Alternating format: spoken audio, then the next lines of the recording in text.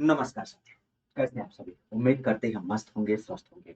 आज एक विशेष मुद्दे के साथ हम आप सबके साथ यहाँ पे जुड़ने वाले हैं। ख़ास करके आपने इस विषय के बारे में तो बहुत सारे संदर्भों को सुना होगा और चर्चित न्यूज़ की जब बात की जाए, तो ये कहीं न कहीं आप एक सीधे शब्दों में कहें तो चाइना के लिए मुँहतोड़ जवाब है। क्योंकि चाइना के परिप्रेक्ष्य में जब बात की जाए तो एक समय के संदर्भ में आपने सुना था कि इसने बेल्ट रोड इनिशिएटिव नाम के एक प्रोजेक्ट को चालू किया था, जिसका पूरा नाम था वन बेल्ट वन रोड। खास अगर देखा जाए तो उसी के जवाब में अब भारत के द्वारा भारत की अगुवाई में एक विशेष परियोजना को मंजूरी दी गई है।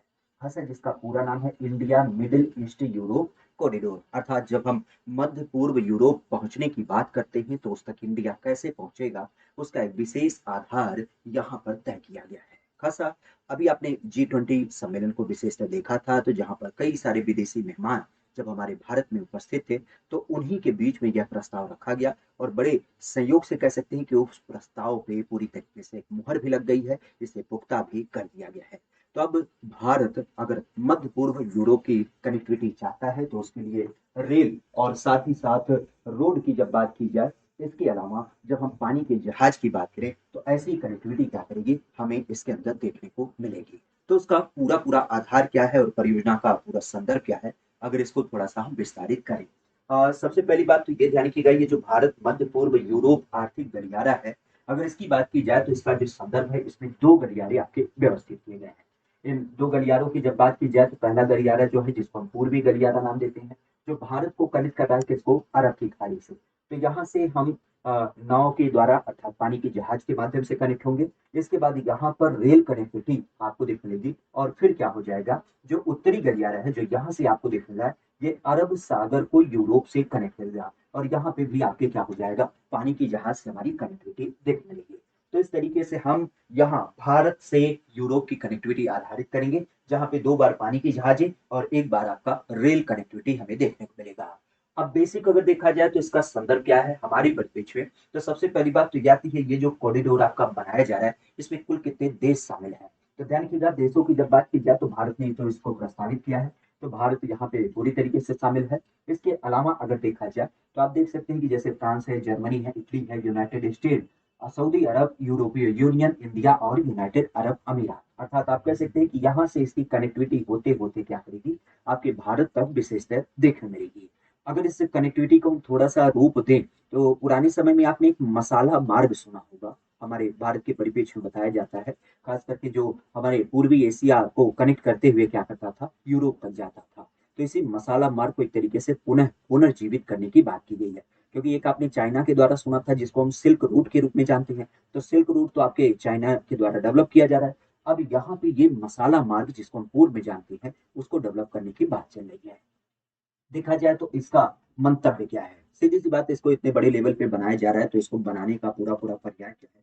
तो सीधे शब्दों में अगर कहें तो इसका मंतव्य ये है कि हमें दक्षता बढ़ानी है। दक्षता बढ़ानी मतलब जैसे आप कह सकते हो कि जब हम पूर्वी यूरोपीय देशों से व्यापार करते हैं, इवन अमेरिका वगैरह से, तो आपने देखा होगा कि जहाजें घूम कर के आती हैं और कई बार सुएज़ कैनाल से होकर के आने की दशा में क्या होता है, आप कह सकते हो एक लंबा समय लगता है और खर्च भी अच्छा खासा लगता है।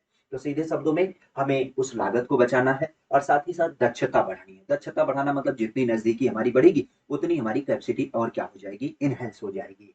साथ ही साथ आर्थिक एकजुटता, चूँकि सभी लोग एक-दूसरे से कनेक्ट होंगे तो कहीं न कहीं आर्थिक स्वावलंबन इसमें देखने मिलेगा, तो वह सभी आपस में कनेक्टेड होंगे। ये जब आपका डेवलप किया जाएगा तो उससे आपकी नौकरियाँ, सीधी-सी बात है, ये पैदा होंगी। इसके अलावा चूँकि आप भी जानते हैं जब भी कोई परिवहन का साधन हमारे यहाँ पर चलता है, तो वो धुआँ निकालता है और सीधे शब्दों में हम कहें तो उसे हम समझ पाएँ या ना समझें, लेकिन वह हमारे लिए ग्रीन हाउस इफ़ेक्ट को दर्शाता है। तो उसी ग्रीन हाउस गैस के उत्सर्जन को भी हम कम करेंगे, क्योंकि जब दूरी कम हो जाएगी, तो उसी हिसाब से क्या हो जाएगा, ऊर्जा का ह्रास भी कम हो जाएगा।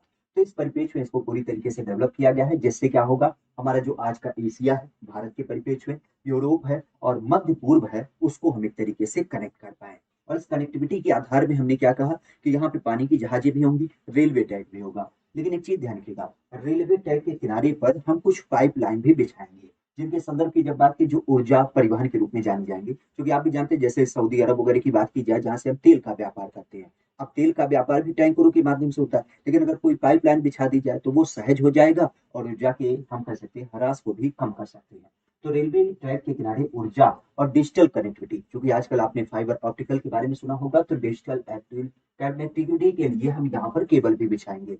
साथ ही साथ स्वच्छ हाइड्रोजन निर्यात की जब बात की जाए, क्योंकि आजकल हाइड्रोजन ईंधन की बात चली है, तो उसके निर्यात के लिए भी हम पाइपलाइन को व्यवस्थित करेंगे।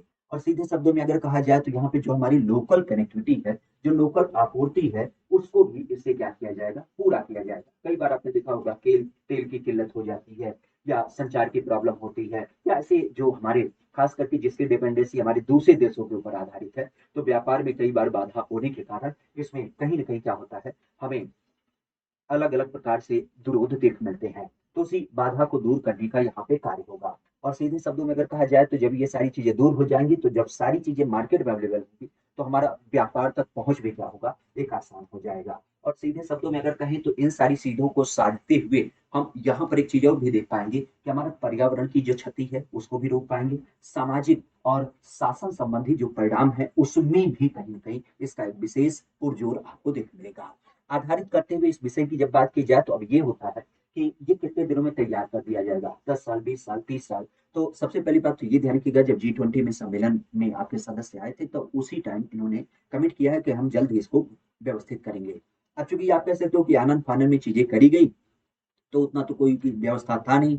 तो इस कंडीशन में यहाँ पे तो इन्होंने सहमति दे दी है। लेकिन सहमति देने के साथ इन्होंने एक चीज बताया कि अगले 60 दिनों के अंतर्गत हम क्या करेंगे, इसके ऊपर एक विस्तारित बैठक करेंगे, ताकि ये बात क्लियर हो पाए कि हमें इसके ऊपर क्या क्या काम कैसे कैसे करने हैं। क्योंकि अभी तो प्रपोज है एक तरीके से प्रोजेक्ट, जिसके ऊपर सदस्य देशों ने बोला हाँ हाँ इसको हम करते हैं। लेकिन आगे की रणनीति क्या होगी उसको लेकर के 60 दिनों के भीतर क्या होगी, एक आपकी बैठक करी जाएगी। हाँ, एक चीज और ध्यान रखिएगा कि ये जो समझौता है, अब वही है, किसी को घर पे खाने को बुलाइए और उसके बाद कह दीजिए कि ऐसे ऐसे काम करना है, तो वो तो बेचारा हक्का बक्का हो जाएगा, वो करे कि ना करे। तो यहाँ पे एक चीज जरूर देख मिला कि ये राजनीतिक प्रतिबद्धता है। जैसे अलग अलग देश जो यहाँ पर आए थे, उन्होंने कहा हाँ बिल्कुल बहुत अच्छी बात है, इसको तो हम करेंगे करेंगे करेंगे। लेकिन ये ध्यान रखिएगा, यहाँ पर केवल राजनीतिक प्रतिबद्धता है, केवल हाँ में हाँ कही गई है।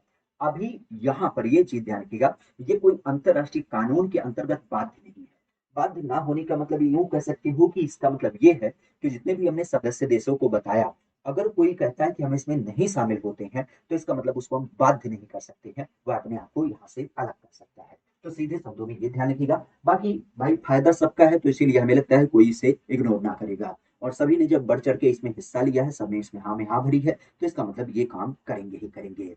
अब बेसिक अगर देखा जाए तो इसकी बात और एक आई कि ये हमारे यहाँ पे जो डेवलप किया जा रहा है, अगर इस व्यवस्था को हम देखें, तो इस व्यवस्था के परिप्रेक्ष्य में एक चीज और ध्यान रखिएगा कि हमने जैसा कि बताया चाइना को लेकर के, तो यहाँ पे चाइना का जो बेल्ट रोड इनिशिएटिव है, खास करके बीआरओ की जब बात की जाए, तो इसका संबंध क्या है, एक्चुअली हमने बताया ना, सिल्क रूट। चाइना के द्वारा 2013 में ही एक ऐसे रूट की व्यवस्था की गई थी, जो खास करके एक स्थल मार्ग के रूप में आपको देख मिलता है, जिसको हम सिल्क रूट के रूप में जानते हैं। और इसी चाइना के द्वारा एक आपके पानी के रूट को व्यवस्थित किया गया, जिसको हम जल मार्ग के रूप में कह सकते हैं, जिसको हम आधुनिकतम एक तरीके से 21वीं सदी का मेरीटाइम सिल्क रोड के रूप में कह सकते हैं। तो ये जो व्यवस्थाएं जब आपकी डेवलप की गई, तो इससे भारत के ऊपर एक अधिक दबाव पड़ा था। तो अब भारत ने क्या किया, भारत की कनेक्टिविटी बढ़ाने के लिए मध्य पूर्व एशिया से इस तरीके से आपके मिडिल ईस्ट कॉरिडोर को यहाँ पे अनाउंस किया है। तो यही पूरा पूरा मसला था, खास करके जब हम मध्य पूर्व एशिया की कनेक्टिविटी की बात करते हैं। बाकी कोई नया संदर्भ होता है, कोई नया विषय वस्तु होता है, तो उसके साथ भी आप सबके साथ जुड़ेंगे। आज के संदर्भ को हम यहीं विराम देते हैं, और पुनः आप सबसे मुलाकात होगी। लेकिन ध्यान रखिएगा, इस टेलीग्राम चैनल को भी ज्वाइन कर लीजिएगा, क्योंकि ऐसी नवीन खबरें जो होती हैं वो आपके यहाँ पे साझा करी जाती हैं। और कई बार क्या होता है, कुछ संबंधित नोट्स वगैरह, कुछ आपके पीडीएफ वगैरह, कुछ हस्तलिखित जो नोट्स होते हैं, वो सारी चीजें क्या होती हैं, इस टेलीग्राम के माध्यम से आपको मिलती रहती हैं। तो आप इसको भी ज्वाइन कर लीजिएगा डेली की अपडेट के लिए, ठीक है। आज के संदर्भ को ही विराम देते हैं, मिलते हैं फिर किसी नए पहलू के साथ। Thank you, all the best.